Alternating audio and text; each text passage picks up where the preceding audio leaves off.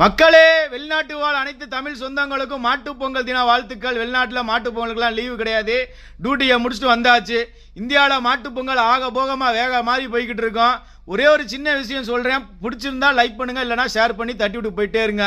மாட்டுக்கறி ஏன் நாங்கள் சாப்பிட மாட்டோம் அப்படின்னா, தமிழனோட பண்பாடு, அதனால தான் அந்த மாட்டுக்கறியை சாப்பிட மாட்டோம். இதில் வந்து ஹிந்துசியம் முஸ்லீம் அதெல்லாம் எந்த ஒரு பாகுபாடும் கிடையாது. எனக்கு பிடிச்ச பொருளை நான் சாப்பிட்றேன், உங்களுக்கு பிடிச்ச பொருளை நீங்கள் சாப்பிட்றீங்க. நாங்கள் மாட்டை ஏன் சாப்பிட மாட்டோம்னா, இன்றைக்கி வந்து மாடை வந்து நல்லா சாமி கும்பிட்டு ஒரு பயங்கரமாக பக்திகரமாக இருப்போம். நீங்கள் ஒரு கிராஸ் கொஸ்டின் கேட்கலாம், அப்புறம் ஏன் பால் குடிக்கிறீங்க அப்படின்னு, பால் பொருள்லாம் சாப்பிட்றீங்க, இந்த மாதிரியான கேள்விகள்லாம் நான் பதில் சொல்லணும் அவசியம் இல்லை. அந்த மாடு வந்து எங்களுக்கு சாப்பாடு போட்டுது, அதனால அதை தெய்வமாக பார்க்குறோம், அதனால நாங்கள் அதை சாப்பிட்றதில்ல. நீங்கள் ஏன் மாட்டுக்கறி சாப்பிட்றீங்கன்னு நாங்கள் கேட்குறதில்ல. இதை வந்து அரசியல் பண்ணிக்கிட்டு இருக்காங்க இந்தியாவில்.